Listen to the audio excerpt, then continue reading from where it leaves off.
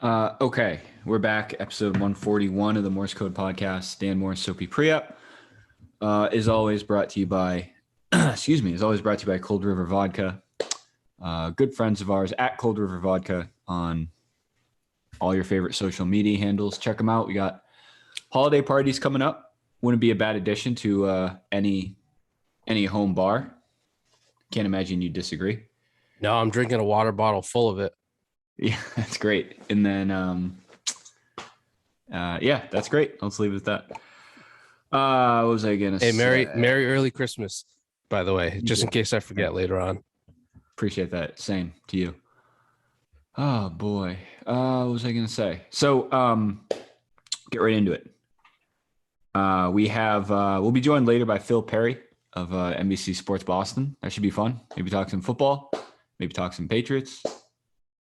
Maybe talk, I don't know, a little politics, Yeah. He said he really wanted to get into vaccines and like the CDC. Yeah, he sent me a list of like extremely polarizing subjects he wants to talk about publicly. So that should be a lot of fun. Stick around for that. If you're planning on just, deleting the app or throwing your phone out the window, just give us a few minutes. We'll get into it and then go from there. I don't know. Where do you like to listen? Not maybe like our podcast, but do you like to listen to podcasts like in the car, around the house, working out, sleeping? Working out in my car is number one. I know. Well, actually, on that like backseat bulking program that you're on. Yeah. That's sick. Backseats and biceps. I keep my Peloton in passenger seat Peloton. Oh, that's lit. I didn't even know that was a feature. Yeah. Did you pay extra for that? To have them install it in the passenger seat of your car? Mm-hmm. It looks really weird. It's really inconvenient if you're not like trying to work out and I'm giving you a ride somewhere. Oh, you get a ride, but you also get a ride. Yeah, that's wild. Wild times. What was I going to say? NBA's back. I think that's a good thing for most of our listeners. Great thing. Last night was fun. Present company included. Yeah, last night was fun. So this is Thursday night, so we're through the first two. And I know there's a few games tonight, but we had the big marquee matchups on Wednesday with the Nets and the Bucks and the Warriors and LA Lakers, of course. And then last night we had our hometown Celtics playing against the Knicks. I had a couple initial thoughts, but I'll be the gentleman here. I'll pass it over to you. Any initial thoughts from the Celtics game? Maybe we can start there. Yeah, before you even get into the game itself, I just saw a tweet. Oh, yeah. I just saw a tweet from @GlobeChatFin. Okay. He's fairly prominent in Boston sports like media landscape. He writes, Celtics Knicks got a 4.0 rating in Boston, 3.5 in New York. It's ESPN's most watched Wednesday season opening game in 18 years, according to Nielsen. Now, I've been told... Leslie Nielsen? The very same. I trust him more than some members of my own family. So I can vouch for Leslie Nielsen. Yeah, I mean... And his ratings. I don't know what that means, but I gave it a 4.0. I'd been told that a lot of people had sworn off basketball. Yeah, don't let Clay Travis season or two. Listen to this. So surely this must be a error of the typographical variety. Well, Leslie Nielsen is dead, no? He is. So I don't know. Maybe take these numbers with a grain of salt. Coming from a dead man. Who knows? Maybe it was one of those same dead guys who voted twice down in particular states. Oh. But we'll save that for when we talk to Phil. That was on his big list of things you want to talk about. Phil's a big he's big on the Georgia voting system. Yeah, he is. No, just kidding, of course. We haven't even met him yet. He's gonna hear the beginning of this. I really hope it goes well. I'm never coming on this fucking show again. He's not even gonna make it past the part to where we get to him. How's that saying go again, Soapy? I think you have this tattooed on your lower back. Stay woke, go broke. Mm-hmm. Oh boy. Bet you're eating some crow on that one tonight. I was surprised by that though. Me too. No, let's get back to business here. Yeah, me too. I didn't see that tweet. I didn't see that coming. Mainly because I felt like, I don't know, I feel like people have like turned away Oh, from that's true. sports a little bit. I would agree. Especially basketball, and I don't know, Yeah, people just have other priorities at this point. So for sure. I would love if basketball makes a comeback and I don't know, Yeah. closes the gap a little bit with football. I mean, for me, to me, I don't care who else watches. Like that really doesn't. I guess I want it to be good for the sport that I enjoy. But Yeah. my question on those ratings is like, I wonder how they're like calculated. Is that like, because you know what I mean? Because like going into the game, that's not a huge draw. I wouldn't think. Like Celtics, Knicks, maybe because it's at New York and fans were back, which we can talk about. But I would imagine like both those games on Wednesdays were higher initial draws than Celtics Knicks. So I'm thinking like obviously it was a sick game. So I'm thinking like the more people talked about it and stuff, maybe people tune in. And maybe it has something to do with like people how long they stay on the channel. That's how I think it is. Okay, that makes sense. Thanks. That was a sick game. Wow, that's good. Good news. What about let's move forward. What about the actual game? Did you catch the game? The gameplay itself, I'm not Were you sure one of those 4.0 people who tuned into the game? Great game. Yeah. MSG Madison Square Garden looked sick. It sure did. Let's see. Obviously, the Celtics lost by 4 points. Spoiler alert! If anyone was about to watch the game. I had it DVR'd, but okay, okay. I'll rattle mine off really quick. So basically, absolutely, mine sounds like a bunch of excuses. Mute myself. Okay. Which is for the loss? how I run my life. Yeah. Your life is one big excuse after the other. Mm-hmm. Your poor excuse of a life. So I've got is ironically built around excuses for how poor your life is. But go ahead. Oh yeah, excuses every which way you look in my life. Yeah. No Horford, no Richardson. Tatum was awful. Yeah. Jaylen Brown came off 10-day quarantine. The Knicks and Madison Square Garden made it a very tough environment for an opening night game on the road. And then just opening night jitters. Aside from that, like and also it was Ime Udoka's debut.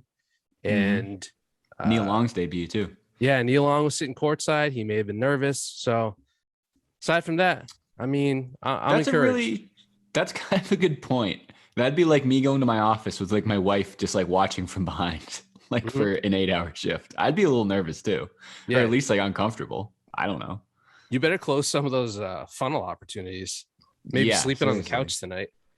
Maybe.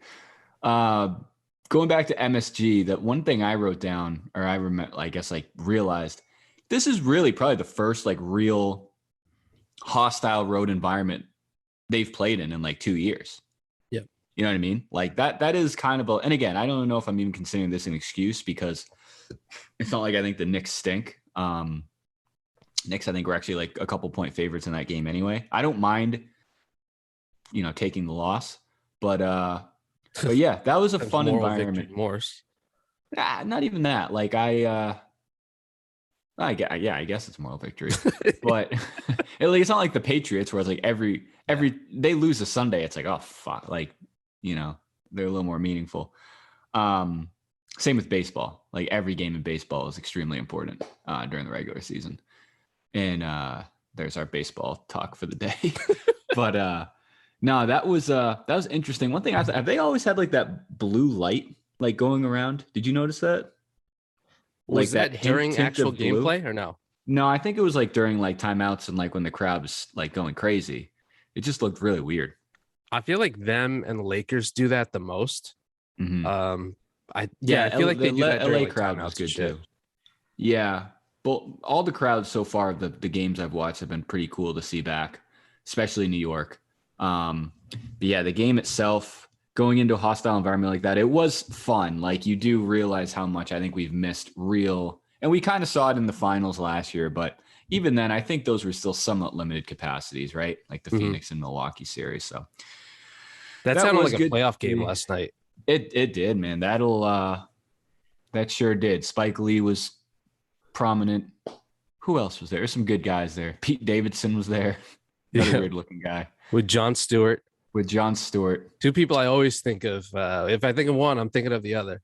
Certainly. Very rarely you see them together. Separate, rather. Who else? There's another good one. I know.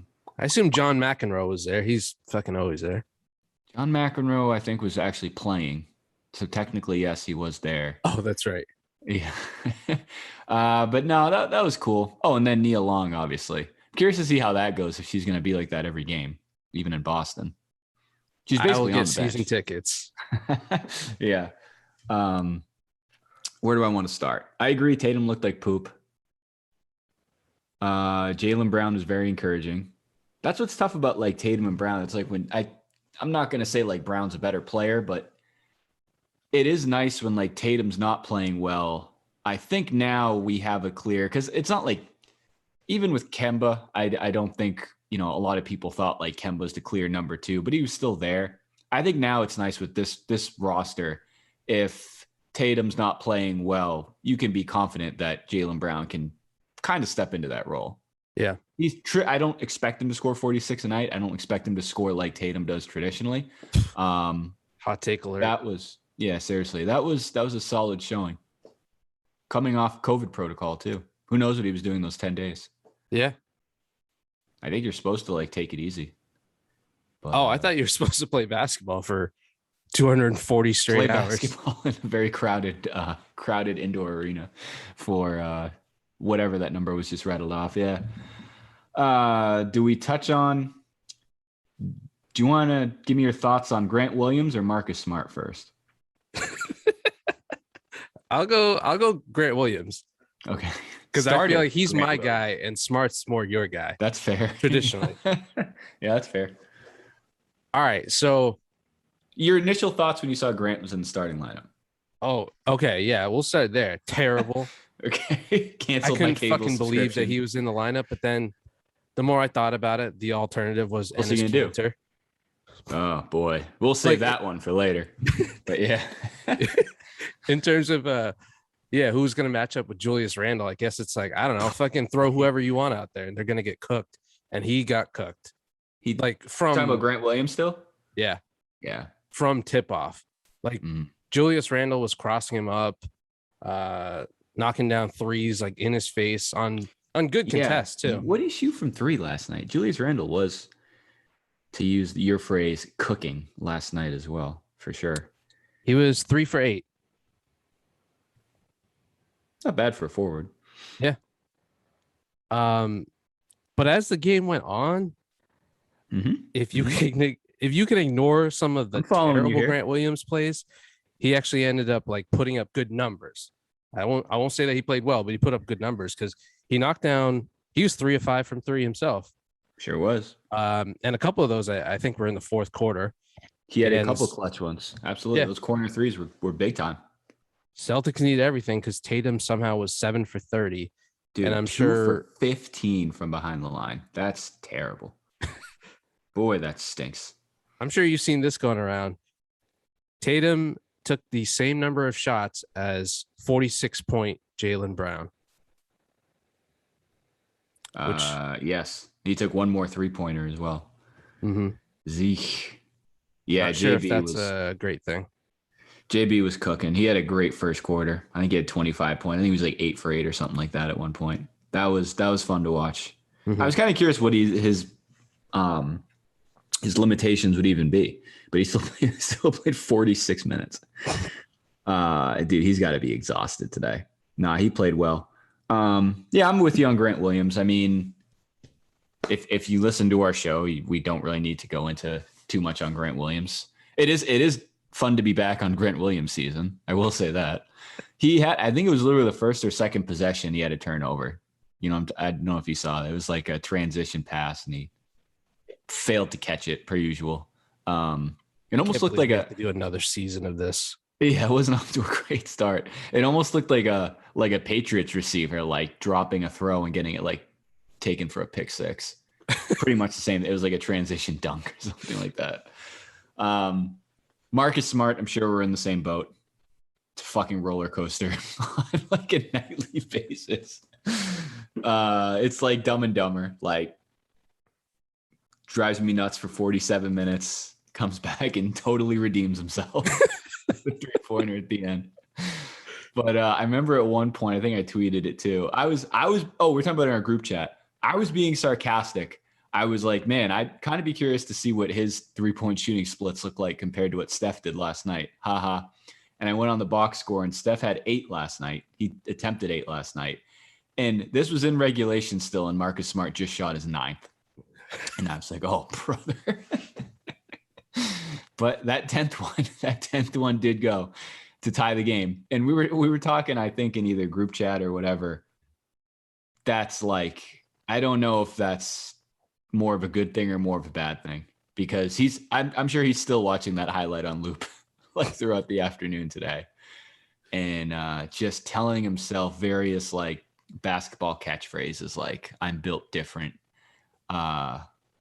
"big time players make big time plays in big time games," things of that nature, just kind of on loop. He seemed to be matched up with Julius Randle rather frequently for a point guard as well too. I noticed here and there. Not a terrible decision. I feel I don't either. He's a good he's a good defender. I mean, if he wasn't, he wouldn't be in the league. But he is a pretty good defender. And I think he looked fine.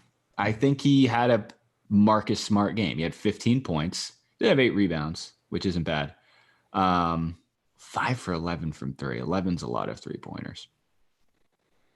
Wait a minute. You'll take that percentage every night, but it didn't feel like 5 for 11. I need you to help me with the math here. He had 15 points in the game, right? Mm-hmm. He had 5 threes in the game. Oh boy. Yeah. He didn't score inside the paint. Well, it looks like he only took 3 2-point field goal attempts. Did he go to the line? I guess not. Are you kidding me? Oh, that's intriguing. Free throws. Goose egg for goose egg. Oh, that's a that's an eye-opening stat.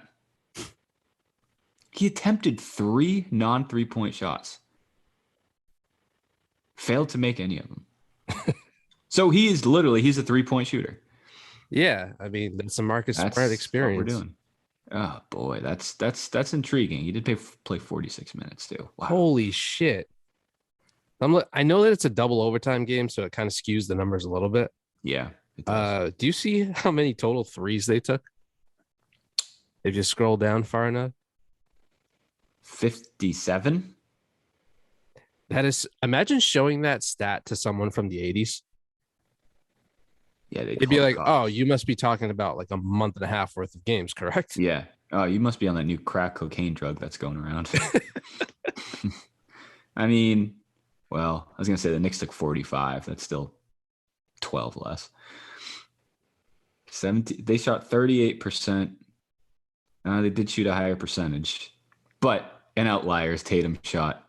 I don't even know what 2 divided by 15 is. It's 9%. Not good. I can tell you that much. Yeah. Another eye-opening stat. Rob Williams had 1 foul last night. They announced that like in the fourth quarter, maybe it was even overtime, that was his first foul of the game. That was interesting. And it also made me think, I don't know if that's a good thing or a bad thing. It's not a bad thing. Like getting, it's the polar opposite of like the Kendrick Perkins experience, who would have 5 going into the first timeout of the first quarter. But I don't know. It's not like I don't remember him getting like cooked on defense. No. Like stepping away from contending shots. So maybe he's just good at playing defense. Yeah. That's impressive, like crazy impressive to be that good on, playing defense without fouling. I think there's probably like, especially in that there's game, plenty of times where like he can, be better on team defense, but yeah, if you have 5 blocks and only 1 foul. Yeah, that's not bad. That's not bad. That was my other thing. I think if he stays healthy, I think he could comfortably lead the league in blocks. He could average 4 blocks a game, I think, pretty easily, because his blocks do look pretty easy. I think we talked about this. Maybe it was Leahy was on. He's one of the few guys who still like aggressively block shots, and it's pretty cool. Yeah, and he's also one of the few guys who also is attempting to block even jump shots too. Oh yeah, for sure. Like every once in a while, you'll see him just block like an 18-footer, which typically doesn't happen. Yeah, if you have the ball in your hand, he'll try and block it. Sorry, I meant an 18-foot jump shot, not an 18-foot person shooting the shot. That'd be tough to block for sure. My bad. Speaking of that, let's look at my other thought was a lot of talk about the bench and the depth. Like Greeny had that extremely hot take. This could potentially be the deepest team since 2019. So turn back the clocks if you can remember that time in history. I think the bench looked solid. I think Romeo probably got the most time off the bench if I had to guess. Let me look. He seemed like he played a lot. Oh, Schroeder. Damn, Schroeder played 32 minutes. And Langford played 23. They only went 4 off the bench last night. That seems kind of crazy. Yeah, I mean, that's another. I'm now looking at all the DNPs, and maybe it does make a little more sense. And like again, without Horford and Richardson, like yeah, it actually is pretty deep. Who the fuck is Broderick Thomas? Do you know who that is? That Isaiah Thomas's dad? I don't know. He's the last guy on the depth chart. Sam Hauser. He didn't get any minutes last night, unfortunately. God damn it. Parker. Who's that demographic in this episode? Juancho didn't get any minutes last night. The bench went about as good as I thought. Like I said earlier, I think I don't know. I think Pritchard and Neesmith show themselves as serviceable players off the bench. They played the least amount of time, which makes sense because I actually think Schroeder played really well. I think we'll see how it looks like when Josh Richardson comes back, but that Dennis Schroeder off the bench was solid. Good ball handler, can shoot. He made some nice pull-up shots. It's just like last year, like we talked about this all the time last year. As soon as a starter hits to the bench, it's like, all right, there's 10 points off the board. Like no one coming off the bench is very good. It's typically like Grant Williams and I don't even know, maybe Rob Williams, I guess, depending if he or Thompson was starting. But I think that's solid. Like I said, Romeo is a question mark because who knows? Like when he doesn't really get like he just gets like sick and like can't come to work. It gets too high and forgets. He gets fucked up, yeah, and can't come to work. Which in most jobs, don't get me wrong, that's a problem in most industries. But in NBA basketball, it stinks because you can't really get away with that in today's game. No, being too high to play. You can't really find coverage necessarily. No, it's hard to get some. No one's picking up your shift. Yeah,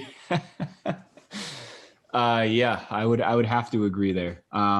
Any thoughts on you on some of the new guys you saw? Take Dennis Schroeder's hair. It's fine. I'm surprised that he went with that again. I'm just used to seeing him with that at this point. I'm surprised. Like, dude, it hasn't really worked in the past. Like, change up the vibes a little bit. You had a terrible year last year. Not a terrible year, but I mean, you lost in the first round. Change it up. Yeah, you did. Surprised that Neesmith only took 4 shots and Pritchard 3. But again, first night of the season, so I think there's interesting. I think they're still kind of just really deferring to the 2 stars. I'll say this. I think Jaylen Brown is far less likely to have a 7 for 30 game than Jason Tatum is. And I saw a comment about how Tatum said, hopefully that's the last one of the season. I'm just glad to get out of the way. I can tell you with 100% certainty that won't be the last one of the season. No, it definitely he's good for one of these, like every so often, or however you want to call it. And it's frustrating. It is, at least, like, not even considering the makes, but like those high volume shooting games are going to happen frequently. You just kind of got to hope that more games than less he hits a good majority of those shots. I don't know. I did think he was going to make that game winner. I thought he was going to make it because that's his type of shot. It is. That was a good look. He was due. Yeah, it's like one of those, but I also respect him enough where I'm sure you'd agree. I think at this point in his career, he's good enough where he does have to keep shooting. Like he can't not shoot.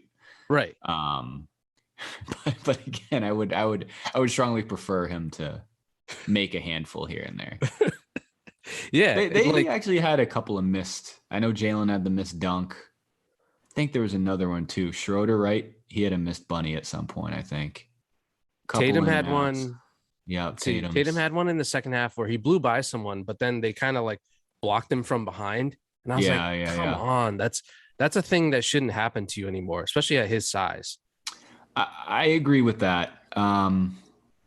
Did you think this is the first time we saw him? I guess I didn't really watch much preseason, but this is the first time we saw him on court playing in like real regular season games. Did he look noticeably like bigger to you? Well, I was watching on ESPN's bicep cam feed. Oh, then yeah, probably. But no, to answer your question, no, not really. Like a little bit, but not substantially bigger. You? No, that's why I'm starting to think these off-season workout photos are a little touched up. I don't think they're no filter. Oh no. He looked fucking yoked in that like squat picture he was doing. Mm-hmm. Again, I get he was holding a weight. But who's saying he can't hold weights while he plays too, to kind of get like a natural pump?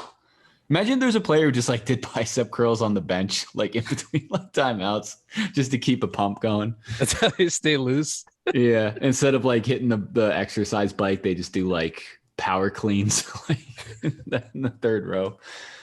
You just see like Rob Williams and Marcus Smart like giving each other a spot on the bench press while Ime's going through a game plan. Oh, that's the other thing I want to touch on. I kind of noticed, and again, it's one game. I think there's a little bit of a different vibe from like a coaching standpoint and kind of like the attitude around the team. I think they seem kind of like a tough-nosed team. They were down super early, but they came back from that. That like the last 5 minutes and the 2 overtimes were just crazy. Like that was just fun basketball. I think was it the first overtime or second overtime where I think they're each combined they're like 8 for 8 from 3. Yeah, like to start the period. And it's one of those things going back to like the crowd where I think every crowd obviously has a ceiling of like how hyped they can get. And I thought they were there at like the third one, but like it was like a crescendo. Like they kept making shots. And I was like, this roof is going to like explode. Like Spike Lee's going to have a heart attack like on the court. Very well dressed Spike Lee, by the way, too. Sick suit. I might get us a pair for Christmas. Did you see the zoomed in picture of what it was? Oh yeah. That was a good suit once I saw that. That was a dope ass suit. It was just the logo, right? Mm-hmm. Yeah. That was a good looking suit. Would you wear one of those if I bought you one? Yeah, I would definitely wear one of those if you bought me one. Oh, Tracy Morgan. Too. Tracy Morgan was there too. Tracy Morgan and his 2 chains. Yeah. And 2 chains. We're all there. Yeah. Those were some big ass chains. Yeah, Tracy Morgan. Do you like Tracy Morgan? I do, yeah. Yeah, he's a pretty funny guy. Great voice on that guy. Great. Doesn't matter what the fuck he's saying. Nah, he's a very funny person. Do you watch 30 Rock? Have you ever watched 30 Rock? I've seen random episodes. Very funny on my television. Character. Yeah, that'd be the place to see it. But no, I'm excited about the coaching staff. I just think it's like I think this is and I like Brad. I thought he was fine, but I think at this point, guys like Jaylen Brown, Jason Tatum, Marcus Smart, I think they can buy into a guy like Udoka a little more than Brad. It's Brad Stevens. You know, I mean, I don't know. I just think there's a little more chemistry maybe with a guy like that, a hard-nosed, nose to the grind type of guy. Here you go, bringing science into the equation when trying to stick to sports here. But yes, I can see the chemistry. Yeah. I did see a quote too that was something like Jaylen Brown said, maybe not they either asked him what went into how you played so well or what made you like eligible to play in the game. And he said something like, I really wanted to win this for Ime. And I feel like, I don't think that would have ever been said for Brad. Hell no. Absolutely not. I've never heard that uttered. Remember over the summer where for Brad. That would never happen. No, never. I remember over the summer they were talking about. That's a weird thing to say. Is that common? Like we want to win this one for our coach? I think he was saying something like, I really want to help Ime get his first win. For sure. Yeah, that's good. But there was when Brad made the transition from coach to GM over the summer, which is still one of the weirdest fucking things ever. Very weird day. Marcus Smart was the only one who really gave like a vocal like, man, thanks. I really want to say thanks to Brad, and I appreciate everything that he's done for my career. Yep. Maybe he said the same I thing about Danny too, but he was the only one. The other guys were yeah. pretty lukewarm in terms of like, yeah, we still like Brad. Looking forward to seeing Yeah. what he can do from a GM position. But yeah, Yeah. that was interesting to hear. Yeah, I have we're a question for you. glad to see that dweeb pushing papers like he's supposed to. Yeah, go ahead. I have two questions. Number Okay. one, um, who do you think could handle this Celtics locker room better if you were the coach or if I was the coach? And then number two, what do you think is harder to do on the road versus like on the road in a hostile environment versus at home? Doing your current job, or if your current job was being a basketball player? Hold on. I don't know. I think I would probably do better as a coach of the NBA team. Like in terms of commanding their Yeah. respect? Yes, Interesting. I do. No offense. I do. Okay. No, You'd probably fair. open with a joke and then like it's just all downhill from there. Get beat up by Peyton Pritchard. It's like that Office episode where it's like Michael and Jan take out the guy to Chili's. Oh yeah. What the hell's Tim that guy's Meadows? name? Tim Meadows to Chili's. And he's like going to tell a joke. He's like, Michael, like one joke. Well, it's gonna be one joke. It's not gonna be that joke. And he like calls Pam to go through his joke book in his office. Yeah. I don't know. What did you ask me?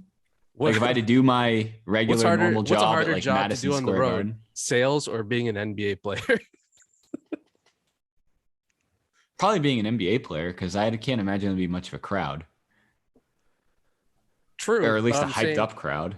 I'm saying there's still travel. Like if I just had a involved. desk at like half court last night. Oh no, I just mean like literally in one job you are on the road, like a traveling salesman. Oh, okay. I honest to God don't know or care. So we'll leave it there. Okay, fine. You can't make me lose our train of thought. We'll transition into our chat with Phil Perry, talk some football shortly. But no, it is good to see the league back. Nice slate of games yesterday. Again, it's only one day in, so there's not too much to really look at. I don't think there's anything great, like, oh my God, like anyone's exposed or anyone looks really good. Maybe Giannis. Giannis does look scary with some things added to his arsenal. I think the Nets will be fine. I think the Lakers will be fine. I think so, yeah. Okay. I think LeBron James will figure it out. I mean, fine in the sense like you still think they're the clear favorites in the West after seeing them on the court once. I've only seen highlights of that game, so but yeah, I think they'll be LeBron fine. looked good. LeBron looked very good. Yep. Like LeBron looks great. like every year he just looks. For a washed king, he doesn't look very washed. So I don't know where that came from. Very dirty. We've talked about that before. That is like a self-given nickname, right? Yeah. Kind of. He just took like a generic insult, applied it to himself, and then accused other people of saying it about him. Which is very psychotic behavior. But I'll say this. I did see a quote that was something like, hey, LeBron, what did you think of Russell Westbrook's performance? Which wasn't very good shooting wise. And LeBron said, I brought it up. Yeah, I just told Russ like, no worries, it's the beginning of the season, yada yada. He gave like he gave a positive answer.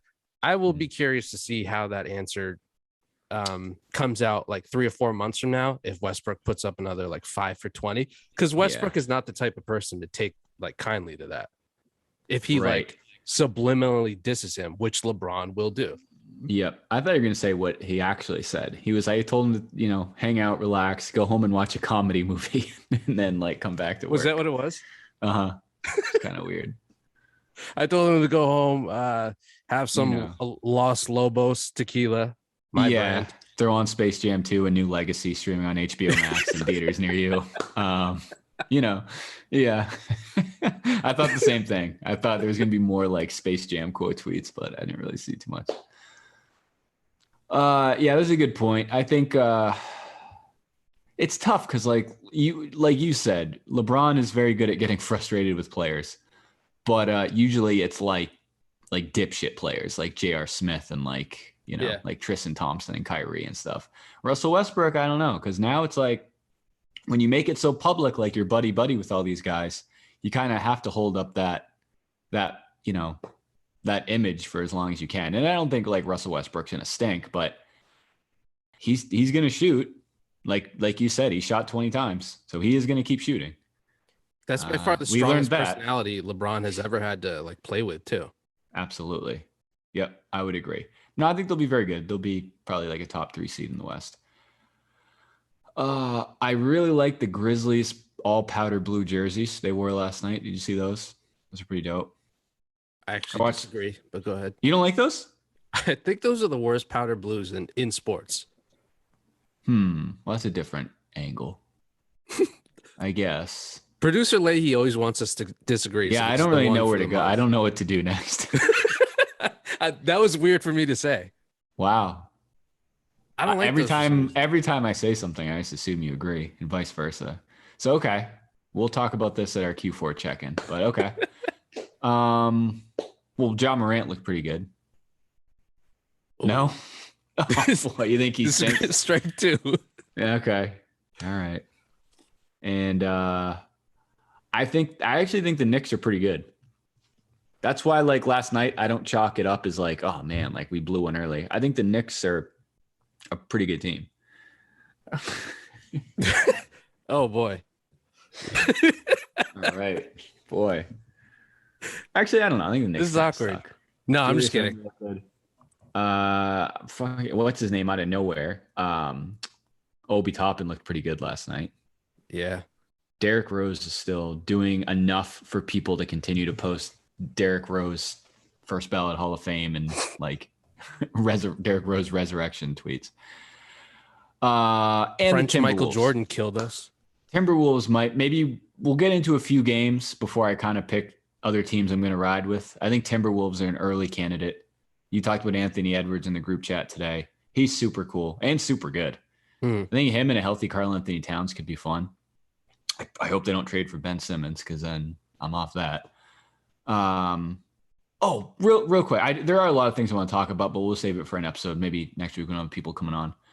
I did see a really great tweet. It was a poll, like a question, someone puts out a question and you pick your answer. Oh, fuck yeah. Yeah. Buckle up. I think it was Jim Murray, maybe Dan Lifshatz. This one was 98.5 guys. It was who plays first, Kyrie Irving, Ben Simmons, or Deshaun Watson? I thought that was a pretty good question. That is a good poll. And I would know a good poll when I see one. I can vouch for that. I can vouch for you thinking that. You can vouch for I can vouch for a good poll. I said Ben Simmons because I don't think Kyrie's going to play. Really? How can he? He won't play. He can't play for the Nets, right? Yeah, that's true. So at a minimum, if he gets vaccinated, do you just need one shot to play? I think so. Oh, okay. Never mind. I guess he could get vaccinated tomorrow. I don't think it's going to happen, though. Watson, we talked about this before. I don't even know what the actual thing is. Like, is Watson ready to, like, he knows the playbook. He's in shape. He can play today. I'm serious. Like, these are all just, like, Houston coaches' decisions. I think he's on some sort of, like, exemption list where, yeah, it doesn't matter what he does. I don't think he's allowed to play for a while. That's what I was asking. I didn't think that was the case. Who used to be a player exemption? Was it like Antonio Brown or Josh Gordon? Both. Someone was on like the commissioner. Oh, Ray Rice. I think it was Ray Rice was on the commissioner's exemption list. He was fully healthy, showed up to work every day, but there's that pending video of him punching his girlfriend through an elevator door or whatever it was. So what are you going to do? Brutal video. Have you ever been on a commissioner's commissioner of police's exemption list? Commissioner Gordon, Gotham City. No, not yet. Damn. You're still trying though, I hope. Not really. Not aggressively. Real quick. I want to get to our interview. Who do you think? I said Ben Simmons. Oh, he could play this weekend, couldn't he? Yeah. I think Yeah, I think it's Ben Simmons. He can't play. Actually, he can't play. Like, how can he? He can't play. There's no chance. How would that ever? I think Embiid ended it during that press conference when he's like, I don't have time to worry about this guy. Like, we're not babysitting. I don't think he can play on that team. No, he's definitely not playing on that team. How is that story still? How are there degrees of that story still getting worse by the day? No idea. You saw Morey come out today say, like, buckle up. Like, I paid for this. I'm going to get it. This might be 4 years. Yeah. So he would have to come in. He would have to commit to the Sixers, I think. Like, he can't play for them when he still openly wants to leave. So we'd have to come in. He'd probably bring like Rich Paul and Adele with him. Maybe Adele opens up with like a song and then cracks a few jokes. And then they introduce Ben Simmons upstage, and he like does be like, hey, like, you know what? I fucked up. But the other thing, like we talked about too, if it wasn't for all this off the court stuff, he's coming off just a terrible showing. Yeah. As far as like basketball goes. So do they want him on the team? I don't know. Questions we need to ask Phil Perry, I guess, if anyone would know. Well, now it's spiraled into the whole, he claims to have had some back problems and he's seeking treatment. That's hilarious. Then he's claiming, I'm not going to say what's right what's accurate and what's not, because who the fuck knows. He said that he's had some like mental issues and depression, things like that. Who the fuck knows? I think it's I'd be fair depressed to too say, if this was my life. I think it's fair to say, to ask the question for us, like just normal people. I don't think it's fair, and I definitely don't think it's smart if like the owners and official people come out and question that, because then it's like, I don't think you can really do that in 2021. Much HR training and discipline that I've had to go through, you definitely can't do that in 2021. Absolutely, you would know for sure. But we'll see. Good to see the season back. But let's transition to this. We got Phil Perry coming on. We'll talk some football, some Patriots, some other stuff. He's a good local guy. Again, over at NBC Sports Boston, and all that good stuff. So, anything? Can I hit him with one joke? Just one. Let's see how it goes first. Let's read the room. Okay. Yeah, fine. We'll see. Probably. But all right, cool. Let's get into our conversation with Phil Perry of NBC Sports Boston. Sure. Yeah, I mean, Dan and I are signing our TV contracts pretty soon. It's between HBO Max and Showtime. That's what's that's what's great about Zoom. This is TV. What we're doing right now is TV. So you guys are all over it. And our Old Orchard Beach, Maine cable local access show airs Thursdays at like 3:30 a.m. Yeah. I think. Okay. Cool. It comes on right after the copper fit commercials. Yeah. So it's Brett Favre and Jerry Rice, and then you guys. Yeah. Not a bad lineup. Listen, Hall of Famers in your own right. Absolutely. People often confuse me and Dan with Brett Favre. Those Jerry two Rice. fellas. Yeah. But anyway, as promised, our conversation with Phil Perry of NBC Sports Boston. Appreciate you coming on, man. How's everything going on your end, man? How you living? Everything's good. Just plugging away. Yep. Season stuff, and it's Jets week, so I think everybody kind of likes Jets week in some way because it's a little less intense than some other weeks, but it's going well. Jets off a bye week. Dangerous. And they're due. Dangerous territory. They're due. Absolutely. They're due for, I don't know, a good football game, win? probably. Yeah. God. Let's start here. First question I wanted to ask you. Do you see maybe now or in the near future, is there any threat to the Patriots being no longer the top team in New England? I feel like we've kind of turned into a Patriots fan base, obviously, over the last 20 years. Do you see any threats to that if things kind of go the way they're going, or maybe it speaks more to the other teams in the area? I do. I think it definitely could be a Celtics town. I think it is a Bruins town to a certain extent. It's just, I don't know if the numbers will ever get to where they need to be to outperform the Patriots when it comes to certain metrics. Kind of like a niche audience, but hardcore, like for sure. The hockey guys. If they continue to turn in, they were 7-9 last year. If they're 7-10 this year, or whatever the 17 game schedule math is that I can't do in my head, but if you put together several of those, I could easily foresee the Celtics. Really is the one that stands out to me because I think baseball as a sport is hard to be that. I think it'll be hard for the Red Sox to be that team because it's just regular season baseball. You just can't get enough people interested night to night. Yep. But the It'll Celtics never might be have pre-04 again. It'll never be pre-04. There's just too much other stuff going on. People don't have 4 hours a night to invest in it. I could see basketball really picking up if Brown and Tatum kind of go where I think a lot of us think they might be going. And if they start to play a little bit better together, I could certainly see that, because I think you're right. It is a football town. Now there's a whole generation of Patriots fans that would make this a football town, which makes it a little bit different than like pre-01 here. Like I don't think people thought of this as a football town before that, but it was just all the winning. And now you have all these people who know nothing but winning. Yeah. Maybe that changes the equation, but it's if you're not competitive, you're not really contending. I think it's hard to be like the team in town, right? I would agree. And I think and this probably goes without saying, but I think, I don't know if you've heard this take before, but I think Tom Brady has a lot to do with it too. Former quarterback of the Patriots. Yeah. I just think wait. Where are you going with this? Just hear me out. Let's hear me out here. Phil, he goes off script like this all the time. This is crazy. No, but really, like, I feel like he's opened up a wider audience, like a more traditional football sense audience, because he's great. It probably doesn't hurt that he's like a good looking guy who, can, like, for example, like my mother, she was never big on like the Drew Bledsoe era and whoever was before Drew Bledsoe in like the early 90s. But now I honestly think I know a lot of people who are gravitating, even if they don't want to admit it, gravitating more towards like Brady over the Patriots. And I think it's because the Patriots stink. And like, I don't blame you. Like, it's hard for a casual fan to watch this Patriots product over the last like year and a half, I think. So that's why I'm kind of with you. I think, and we'll ask you this too. I mean, where do you see it? Do you think that around 500, 7-9, 9-7 is a valid trajectory for the next couple of years, or do you think those are going to be an improvement? I think there's hope, because I do think Mac Jones is pretty good. I don't know if he'll ever be great. I don't know if he'll ever be a top tier guy.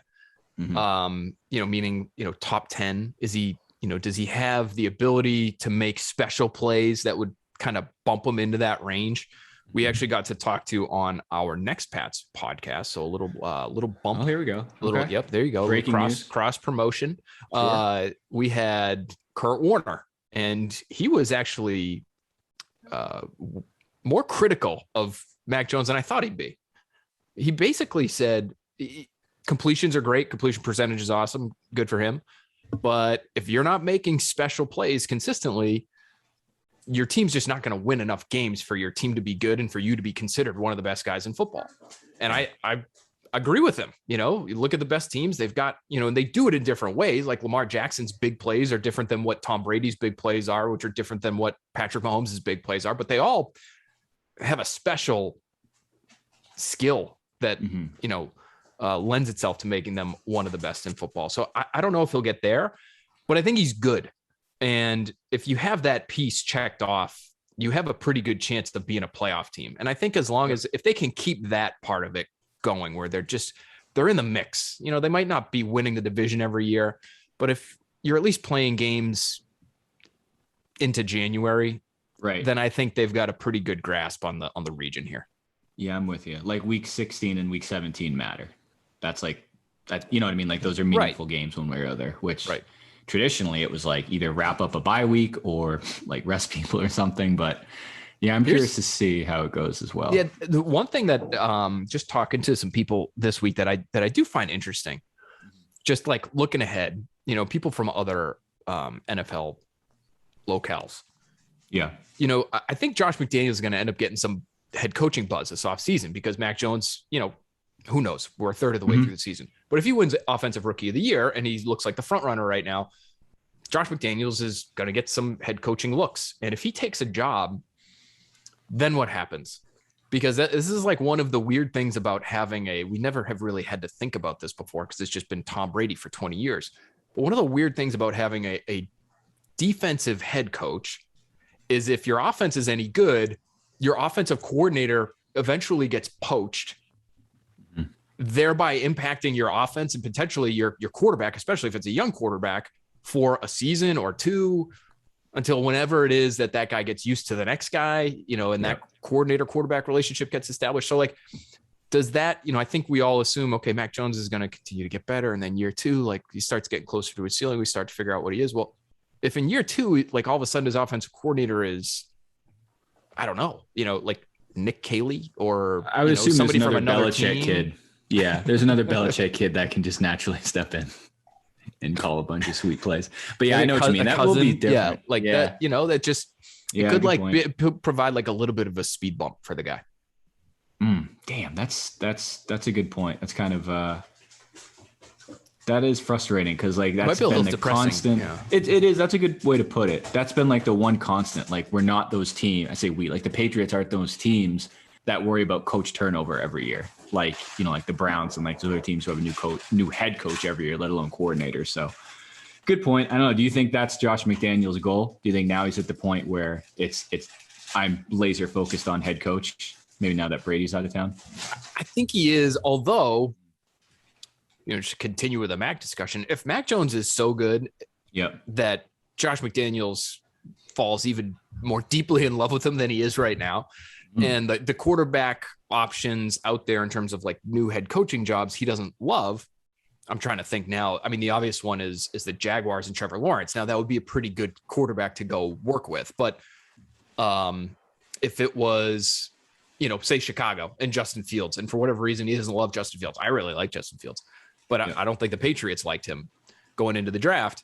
Does he say, you know what, might as well stick it out here in Foxborough for the next 3 or 4 years until Bill is done or whenever that is, and then be the head coach of a Mac Jones quarterbacked team, as opposed to going to Chicago, starting fresh and maybe working with a guy that I don't really like that much. So, if it goes so well this year for them, and he really does like him, maybe he decides that it's better for him to stick around. He's still relatively young. I mean, he's basically like Brady's age. So he's like mid 40s. I think Belichick was around the same age as McDaniels is now when he took the Patriots job. Yeah. 20 years ago. That's a good point. When he wrote on that napkin. Yes. Yeah. What was that? What even takes to a napkin? A Sharpie? Can you get a pen to work on a napkin? No, definitely not done that. Sharpie. I resign as the New York Jets HC, right? Yeah. Isn't that like no 2-week notice? Like I'm done. This is my letter of resignation. A good indication of like where the world was at that point in time, though, is like that would never have, like, you just wouldn't. Like, what do you mean? It would just punch it up on my phone. Like I'd send you an email in 3 seconds and it would be official. Like he wrote it on a napkin. Like what? Pretty cool like story. That's pretty talking about story. Like right. Yeah. It's like talking about like you guys, I'm sure at some point use payphones like in your lives. Like my kids are never going to know what a payphone is. No. Or what it means to pay, money at a toll or like, there's like a lot of weird stuff out there that is going to make us sound really old. Typewriter. We'll edit all this out for sure. No doubt. So go ahead. I know you had a question. Let's see. I had a few written down, but actually I'm gonna go off script. We always talk about like the in-stadium experience or like stuff that we see on TV as fans. You think when you're because you're there on site and in stadium every game, right? Mm-hmm. Okay. How good or bad do you think the home field advantage is at Gillette with like how good the team has been for 20 years that it's priced out the more hardcore fans? I think Gillette Stadium has a well-earned reputation of not being a great home field advantage when it comes to the fans. Yeah. The win-loss record is obscene, over the course of Brady's tenure there. So it's always been considered a tough place to play. And I think part of that is like the weather, right? Like that. Yes, those things are factors. But in terms of the noise, I'm not sure I know it's not considered a great stadium. And so that might be part of it. Just the fact that the diehards, the hardcores have been over the years priced out. Like, for instance, I thought the start of the Cowboys game, just being down on the field, and I like to be like, I try to stay on the field relatively late. Like I like doing like really nerdy stuff, like watching the kickers warm up, like, where is a guy's certain range from? Do you hang out with And- Giardi at all? He's yes, I do. Unfortunately, yeah, like quite a bit. Yeah, you got to stand. You got to make sure not to stand in front of him. He's not going to be able to see over you. Well, right. Oh, boy. Normally what we do is when it's time to leave the field, I just pick him up and put him in my pocket, and then we walk up to the press box. Oh, jeez. That's how that works. You carry Yeah. him the way that Damian Harris carries a football everywhere. Right. And if he wants to watch the kickers, like that's fine. I just pop him up on my shoulder so he can see, and it's all good. Like That's cool. That's yeah, nice of you. it's one of those situations. We're close enough where we can pull that off. But I thought the start of that Cowboys game was dead. Like for a big game, and the Cowboys, to their credit, the Cowboys fans there were loud, and there were a ton of them there, and they were in there early. And I get it, if they're Cowboys fans, they don't get to see these guys up close all that often, so they want to see them warm up. They want to get in the stands early. But I just thought, compared to the home game before that, and obviously that was a unique circumstance with Tom Brady in town, but like that was electric. That was awesome. That was one of the best environments that I've ever been a part of in person. It was dead. That Cowboys game was dead. It just felt like there was no energy at all. It felt like NRG Stadium the week before, which was also dead. Yeah. And in game, I think it warmed up and it got better as it went on. And at the end of that game, it was wild, obviously. And so I thought the atmosphere was pretty good by the end. But that stood out to me.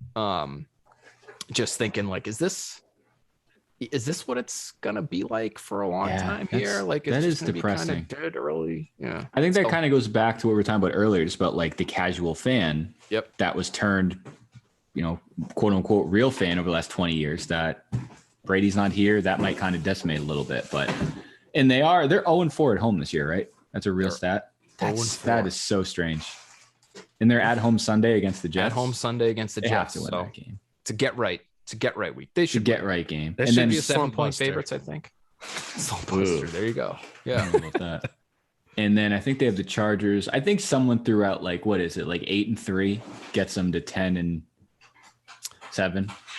That sounds right. Yeah. Okay. I already told you I can't do the 17 game math. No, I bet that's what I meant to say earlier. We were talking about that in our last episode. Like that really upsets me because like everyone knows football math, like 8-8, 9-7, 12-4, and that's just like not a thing anymore. I was like, if the Patriots could go, I was like, if they go 500, and then I was like, wait a minute, like you can't even go 500 anymore. Like it's impossible. You just can't. Like writing on napkins, man. It's all out the window. Yep. Like I don't know. Apply anymore. Like if Jim Fisher was in the league, I don't know what he would do. He would have to go 8-1 every year, or like the Titans, or like any of those guys, or the Cowboys are a great example. They'll inevitably go 8-1. Well, they're good this year, but traditionally they'd go 8-1. Yeah, once Dak retires. Yeah, for sure. Question. I mean, we talked a little about Bill earlier. Where or when do you see him coaching till? Like realistically, like how old can you coach till? I don't know if you know this personally or not, but like how? No, I don't know when he plans on coaching until. I don't think he wants to do much else. I think part of it is he likes working with his kids. I think he likes being successful. I don't think he loves going sub 500. And if that's if he feels like that's just where the team is now, maybe he's done in a couple of years. But to me, and just from what we know about him and people around him and how they think, there's really no end in sight. But again, are there extenuating circumstances, that go beyond his age? Does he, does Robert Kraft want him to be here in 2 years if they go with 2 more 7-win seasons or whatever for 3 in a row? Like, is that in play? Does Bill want to continue to work with Robert if there is at some point in time a little bit more owner interference or owner interaction? Because to Kraft's credit, he's given Bill the reins and he really has stepped aside. And it was sort of interesting to talk about it last week with the Jones Kraft storyline. Yeah. Jerry Jones has been a big part of that. He's still the general manager, technically of that team. And so, he gets a lot of credit for, the championships that happened 20 years ago, but Robert Kraft, maybe doesn't get as much because he's kind of just been very open about, brought Bill in and I've stepped away. And so one guy's in the Hall of Fame and one's not, and why is that? And, I'm sure Robert Kraft thinks about that. And so at some point, does he, start maybe to get more involved, or does Jonathan get it more involved at some point? And is there a change because there's a change in terms of the ownership structure? So I think there are a lot of variables at play, but I think if it was just up to Bill and the team was good, he would coach for a while longer. Like I'm having trouble picturing. I mean, you guys have followed the team. Yeah. What do you think Bill's going to do once he retires?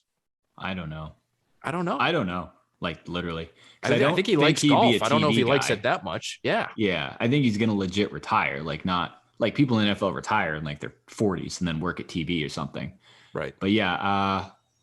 And I don't think he'd be like what's his name? Trent Dilfer and coach like high school football or something, or like Philip Rivers. Wouldn't that be funny? Wesleyan, if he just went to go awesome. Coach at Wesleyan. Yeah. Yeah. His alma mater. Foxborough High. It wasn't even like the head coach. He just coached like the offensive lineman or something. Special teams coordinator. There you go. Gloucester High. Yeah. Right. That's so weird. I don't know. I was just kind of thinking out loud back to like we were talking about Josh McDaniels. I don't know if I'd rather have like a known succession plan, like Josh McDaniels going to take over. I think it'd be kind of fun to have a new coach, even if they stink. I don't know, like something different. It's just been the same thing for so long, and it's hard to complain because they've been very successful. But it'd be interesting to see a new coach come in, see what they do. But yeah, to your point, who knows? Could be 5 years, could be 100 years. Mayo would be interesting. Oh, that'd be fun. I'd like that. Mayo would be kind of fun. He has a very good relationship with Kraft. Yep. I think he brings a lot of things to the table that they would like. He's a super smart guy. He's a younger guy. He's able to, and this is something the Patriots I know have worked at really hard, is trying to figure out how to get through to players in this day and age. Like it's just different. It's a lot different than it was 15 years ago, 20 years ago when Bill was in Cleveland. Like guys just don't respond to certain what you think are motivational methods the same way anymore. And they know that, to their credit, and they've tried to adapt. But, I think it's come back to, for them, a lot of times, instead of like fully just turning over a new leaf and trying to coach everything in a different way, they've really narrowed down their search process in terms of trying to just find players who have sort of an old school mindset, which are harder to find these days, but guys that can take hard coaching, that, won't cave, won't turtle as soon as they get yelled at in a meeting or out on the practice field. And again, it's just, they're fewer and farther between than they've ever been. And so that's why, like, what I was told was like that, like the Ronnie Perkins pick. That Ronnie Perkins hasn't played yet. I think he's been technically dealing with injury off and on, but he's really got no spot like on the game day roster right now. They have too many linebackers. They got a million outside linebackers. Maybe he'll play at some point this year, but he might just not play at all. But he's a 3rd round pick. Like, he's supposed to be a real player. Part of the reason they take him is because he's like this old school, like 1980s throwback kind of guy who just doesn't care what you say to him. And they like that, and he's going to work hard, and that's sort of, so he's like got no place on the team, but they kind of like everything else about him because he does things that not a lot of, he does things, in terms of like emotionally that not a lot of other guys can do. And so that made him a fit. So like, I think they're kind of bending over backwards in some respects to find these guys that fit their mold. But like, if you bring in somebody like Mayo, to make a long story endless, like if you find somebody like Mayo, can you be a little bit more flexible with the guys that you want to bring in here? That would be interesting to me. Yes, I'd agree. Question. Sorry, not to bring it back to the Cowboys, but since you mentioned Jerry Jones, do you as a member of the media think it's as weird as the fans think of how he does post-game press conferences as if he's a player / coach? And I know he does it allegedly from like the GM perspective, but that's still weird. As a media person, I love it because it's just more, it's access, the most important guy in the building talking after every game. One of the things that Castle has been really funny on, he's like, the only place I've ever been, and he played for like every team in the NFL during his career. only place I've ever been where an owner talks before any player, any coach after every game is Jerry Jones in the locker room. As soon as the game is over, Jerry addresses the team before anybody else. And then he must do his media availability right after that. I didn't even know. Is it after every game? I mean, I like the few times they've played here in recent years, I've always found it interesting. He usually talks to reporters like in the tunnel outside the Cowboys locker room, kind of between where the locker room is and the buses. And I'm like, man, that's weird. But, you know, like we're not around him every day. I didn't know if he was doing it after every game. But, hey, it's weird for sure. But that's Jerry. He's like, you know, he's just a showman. He's an owner. This is my team. I'm going to, you know, he's got his radio show probably 12 hours after that. Probably does another press conference in the middle of the week. And, you know, goes about his business and is taking a lot of credit. Like, especially in a year like this, he's just going to continue to take credit, right? And get in front of the cameras as often as he can because his team is badass right now. Yeah. I mean, and by the way, I think Dan's internet just crapped We out. lost Dan. Either that or he has other priorities. This happens when I mean, listen, he probably just is not a fan of Jerry Jones and all of the self-promotion. No. Egos, as you know, in the podcasting world are the worst thing. But yeah, I mean, the team is really good this year, and Jerry Jones, no spring chicken. I think he's younger than I thought. I want to say, I don't know. How old is he? Yeah, he looks. I could have sworn that I looked him up and he was like 78 or something. It's been a hard 78.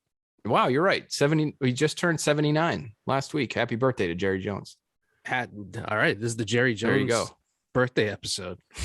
It's interesting because yeah, I don't know if he does it every week, but like you said, and the way that you described it, in the famous clips that I've seen of him talking, he's always in some random ass tunnel with like, he's not up at a podium. He just got a media scrum and just people right up to Jerry Jones. And I've seen him get like kind of testy with people being like, hey, you know who I am? Like back off a little bit kind of thing. So I think it would be exhausting. I have talked to Cowboys reporters about this. I think it's exhausting because like you don't have that anywhere else. But if the owner's speaking and he speaks as often as he does, and it is in those situations where it's just, I'm just going to get a gaggle of reporters around me whenever I want. Like you kind of have to be in on all of those. You can't just say, oh, there's, you know, effing Jerry's like, you know, he's got found the microphones again. Like I'm going to go finish up my notebook for tomorrow's paper and like, whatever, screw them. I don't need to listen to it. Like you can't do that. You gotta be in on it. You gotta, you know, ask questions. I think it's a little much, I think, for the guys even down there. I'll be over by fucking sausage and concessions in like 15 minutes. Meet me there. But yeah, that's it. I think that's how it works. Yeah. It always looks ready? like it's like you guys ready to go? Like it's like one of those. It's like, hey, everybody ready? He just kind of turns around. It's like, oh, you know, and like you probably just see the lights. It's like moths to a flame, and you just see like a bunch of camera lights probably go up all at the same time, and it's like, oh, F. I gotta go talk to Jerry now. Well, yeah. If there's ever a year for him to do it, it's this year because so far, what do they have? Like a 3-game lead in the NFC East, something like that. They're good, I don't think it's particularly competitive. Good. They're not real well coached, but they've got some really good players. Yeah, the Jimmy's and the Joes. They're doing their thing over there. They'll get to the playoffs and then probably lose in the, I was going to say the divisional round, probably the wild card round. I don't know. I like Dak. I'm a big Dak fan. A lot. I do like big Dak fan. So I think they'll go as far as he takes them. They may lose. Yeah, I lose, guys. No, I got you. I fell off earlier. I deeply apologize. My microphone just unplugged for 2 seconds. So nice. So now we're even. Okay, cool. I'll wrap up here. My last question. Speaking of, you said something about sausages earlier, Soapy. Mac Jones, it's come out that he likes spaghetti for his pregame meal. I saw that on television or something earlier. How does that compare to your pre-show meals before you either go on television or podcast? What's Phil Perry's typical pregame meal consist of? You know, it's gonna make me sound kind of soft or something, or this is like a This is almost going to be like a Felgerian response. Did you guys talk to Felger about his diet at all? No, not so much about his diet. No, he's weird He's stuff? kind of interesting. No, I think he's a big. Now this was about a year ago when we talked about this, but he was a big like fasting guy. So there were just like long stretches of the day where he would not eat. That actually makes a lot of sense. I think he's very healthy eater, very conscious about his health. I'm not doing a whole lot of eating before shows. Because I'm a big lack of self-control guy when it comes to food. And so I always eat too much and then I get sleepy. So that's the issue. And then you start trying to adjust for that and you start drinking coffee. But for me, especially if it's like our late show, like it's just a bad idea and, might ruin the whole next day. Like that's where I'm at in my life, where if I have a coffee, like after sundown, it's like a real problem. Bad news. Yeah, for sure. So I'm not eating a lot before shows, although I did have like 3 pieces of lasagna before coming on with you guys. Oh, appreciate that. Nice. You got a carb load before you join. Yeah, very good. I figured I didn't know what we were getting into here. So lasagna is a safe bet. Yes. If like Stofers or anyone's listening and wants to talk about some ad space, we can do that. But yeah, lasagna, that might be the official meal of the Morse Code podcast. They make it. Stofers makes a delicious lasagna. It's not bad. Listen, Stofers people, if you're out there, touch base. You know what? Soapy will slide into your DMs. As he frequently does. That's his thing. And hopefully you guys can get something worked out. Yeah. I feel like we just maybe just had a breakthrough here. I think we are friends now. Yeah, we're talking business. It's funny. The last time we talked about food, we had Scott Hansen from Red Zone on. He's Red great. Zone host. Yeah, he's the man. And we're like, dude, like, what do you eat? Like, you're on TV for like 12 hours a day. And he broke it down. He's like, I eat a lot of salt, eat a lot like this and that. He's like, I need to eat stuff that helps me retain water. Cause like once that 1 o'clock game kicks off, like there's no, like, I can't take a piss or like, I can't take like a lunch. He won't piss all day. I don't think so. He's literally on the screen. I know. I don't think you can risk it. Like maybe sneak out during an octobox or something. Right. Every once in a while, they'll just go to a game and it's just the broadcast. Like I figured that was when, like right off camera somewhere, he would have some sort of urinal situation. That whole time he's just standing at the urinal.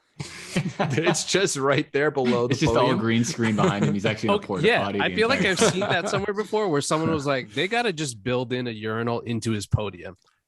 And that would be Scott Hansen so just does efficient. the whole 7 hours with like no pants on, just boxers. No, that's what he told us. I don't know. It could just be like, a buzz off question. No, I guess it makes sense. I mean, you can't you start to think about it. It's like, okay, how are you going to get the plumbing involved in the studio? There's a lot of lights. There's a lot of electronics, a lot of wires. Like you just can't, it's just, you can't do it. You're making, sorry, Scott. Still got to like get in close to you to touch you up. Like that's right. not considerate. Right. He probably has that going as well. Yeah. Some of like, although if you take that job, they probably would tell you that like ahead of time. It's like, hey, if you're going to be the makeup person for Scott Hansen on Red Zone, like just don't look down. You guys are going to get to know each other. Yes. He's not going to be wearing any pants. Some just of cut the right to funniest, funniest stuff on Twitter, I think, or on the internet is just like the people talking about like how Scott Hansen consistently has to always like pretend he doesn't know what's happening on like the highlight that's supposed to come up. Like he's not really on like a 5-second delay or something.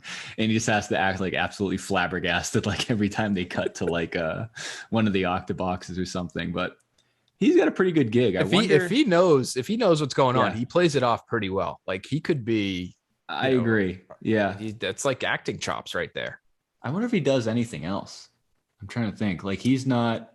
I think occasionally does like their. Years? Well, that yeah. old. I mean, Red Zone's been around for a while, but he'll do studio shows for NFL Network and stuff like off season.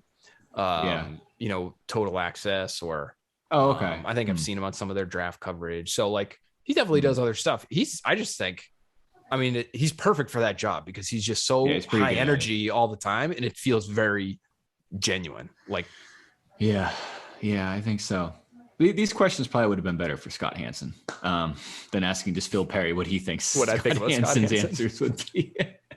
But he's a salty food guy. We'll just start interviewing that's how it our started. future guests based off our current guests. I like that. I like that. Who you guys having next? You got any questions about them? I don't know yet. I think like Bill Belichick or I don't know, someone like that. Well, we covered that. We covered that ground. We already covered that one. You guys are set. Yeah. But yeah, no, I'm good. Anything from you, Soap, before we let Phil get back to his evening? I got one. Start, sorry. bench, cut, Megatron, Randy Moss, Jerry Rice. Start, bench, cut. Start Jerry Rice. Oh, jeez. Bench Randy Moss, cut Megatron. Sorry, Megatron. Cut this guy's microphone. Wow. That's tough. Jerry Rice is the Babe Ruth of football. He's arguably Babe Ruth stinks. He's the only You didn't know that? He's the only guy. He's the only guy that I think you could make a semi-coherent argument is the best football player of all time other than Tom Brady. It's Brady. Don't get me wrong. It's Brady, but I will entertain someone who has a well thought out, coherent argument about Jerry Rice. I will not entertain anyone else.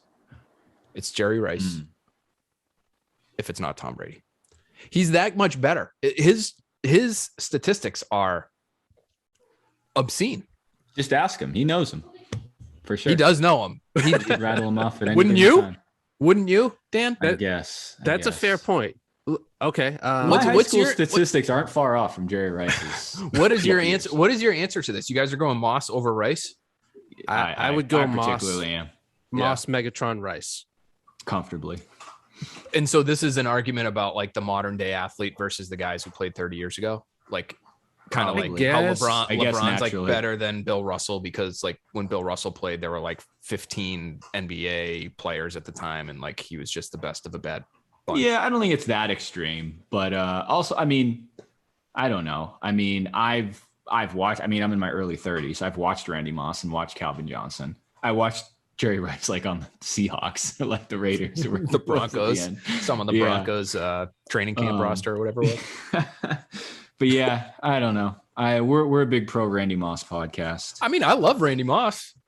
You just pitted him up against the second on him for 5 minutes. No, you just pitted him up against the second best football player of all time. You know, so that's just it. Randy Moss with Joe Montana or what? Like Randy Moss with a better quarterback for his entire career. Like the numbers would be obviously like. You're not a big Dante Culpepper guy?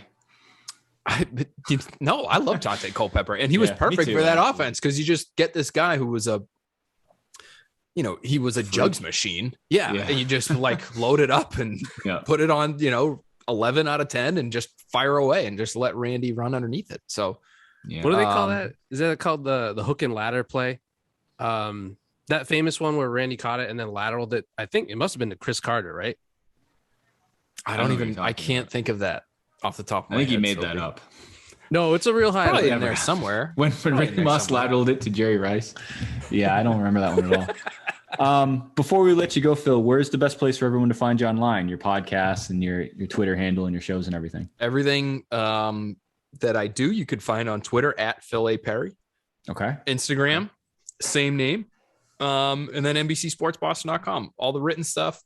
We'll have a preview up early tomorrow. We've got some more Kurt Warner stuff. The next Pats podcast will be up on NBC Sports Boston on Friday. I don't know when people will be listening to this, but that it's almost Friday, so let's just say Friday. Yeah. So check us out there. That's everything you need. We got early edition every night at 6:30. We got football shows every night at 6:00. And Monday, Ted Johnson and I will do the breakdown and talk about Patriots Jets. So hopefully we got some interesting plays to do there. We let Ted get on the whiteboard. We let Ted throw me around on the studio set. We do this whole we call it our Tednique segment. And he gets to physically just throw me. We'll do okay, what happened on this run play when that offensive lineman ran over that linebacker? And then I get to be the linebacker and he gets to be the offensive lineman, and we just we play it out that way. And it's painful, but I think it's good TV. Soapy, don't write be this bashful. down. You hold I'd like to do that. I'd like to incorporate this as well into our 2022 business plan. A little more Tednique. Stofers, A little and more TED Talks. Stofers and a little more Tednique. Yeah. Is that no? I don't. biggest... Soapy, I don't hold my own at all. He's probably like I don't think he's far off from his playing weight. I was every actually time I just see going him, to I ask you, think is of that... Lou Ferrigno. Yeah.